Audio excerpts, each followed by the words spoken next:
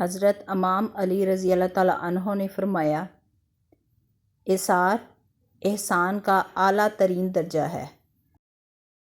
زندگی کا ہر دن آخری سمجھو۔ ڈر ناکامی سے ملا ہوا ہے۔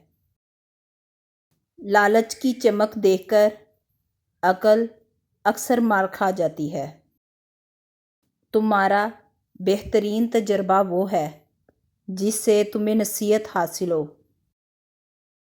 جب تم امیدیں باندھتے دور جا پہنچو تو موت کی ناگہانی آمد کو یاد کرو۔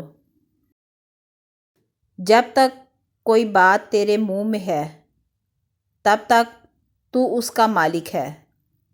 جب زبان سے نکل چکے تو وہ تیری مالک ہے۔ اے سورج گواہ رہنا کہ ہمیشہ علی نے تجھے ابھرتے دیکھا ہے، مگر تو نے علی کو کبھی سوتے نہیں پایا۔ کسی انسان کی خوبی کو پہچانو اور اسے بیان کرو، لیکن اگر کسی کی خامی مل جائے تو یہاں تمہاری خوبی کا امتحان ہے۔ صبح کی نیند انسان کو کمزور کر دیتی ہے۔ منزلوں کو حاصل کرنے والے کبھی دیر تک سویا نہیں کرتے۔ کسی کے خلوص اور پیار کو اس کی بیوقوفی نہ سمجھو، ورنہ کسی دن تم خلوص اور پیار تلاش کرو گے اور لوگ تمہیں بیوقوف سمجھیں گے۔ جو چھوٹی مصیبت کو بڑا سمجھے گا وہ اس سے بھی بڑی مصیبتوں میں گر جائے گا۔ کامیابی حوصلوں سے ملتی ہے، حوصلے دوستوں سے ملتے ہیں، دوست مقدروں سے ملتے ہیں اور مقدر انسان خود بناتا ہے۔ ہر دعا اٹکی ہوتی ہے جب تک تو اپنے پیارے نبی صلی اللہ علیہ وسلم پر درود نہ بھیجے۔ مذہب سے اگر انسانیت اور خدمت نکال دی جائے تو عبادت باقی رہ جاتی ہے، جس کے لیے رب کے پاس فرشتوں کی کوئی کمی نہیں۔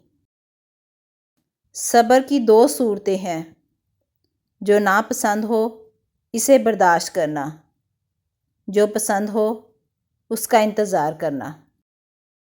خاموشی ایک عظیم نعمت ہے، خاص طور پہ اس وقت جب اختلافات زیادہ ہوں، آوازیں بلند ہوں، علم کی کمی ہو اور دلیل کی کوئی اوقات نہ ہو۔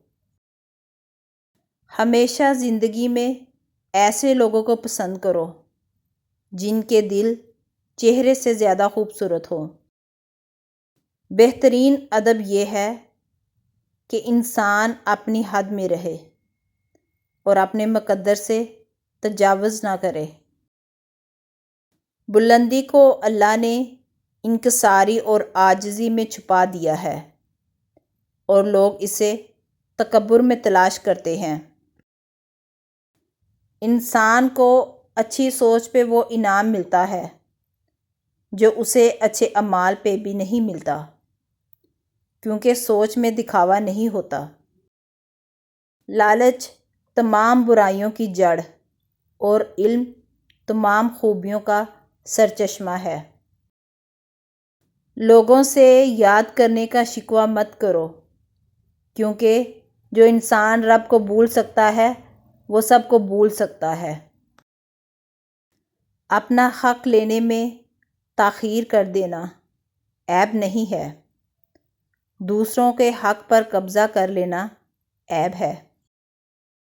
خندہ پیشانی کامیابی کا پہلا مرحلہ ہے۔ عقل مند جوان بیوقوف بوڑھے سے زیادہ بہتر ہے۔ جس کی نیت بری ہوگی وہ اپنی آرزوؤں کو حاصل کرنے سے محروم رہے گا۔ مومن کا ایمان اس وقت کامل ہوتا ہے جب وہ آسودگی کو آزمائش اور آزمائشوں اور بلاؤں کو نعمت سمجھتا ہے۔ دو چیزوں کے ثواب کو تولا نہیں جا سکتا، معاف کرنا اور عدل کرنا۔